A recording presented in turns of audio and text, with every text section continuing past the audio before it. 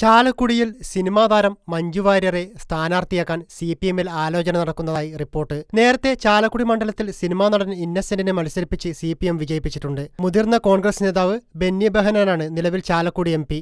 കഴിയുന്നത്ര സീറ്റുകളിൽ കരുത്തരായ സ്ഥാനാർത്ഥികളെ നിർത്തി വിജയിപ്പിക്കണമെന്നാണ് തിരുവനന്തപുരത്ത് നടന്ന CPM കേന്ദ്ര കമ്മിറ്റി യോഗത്തിൽ ധാരണയായത്.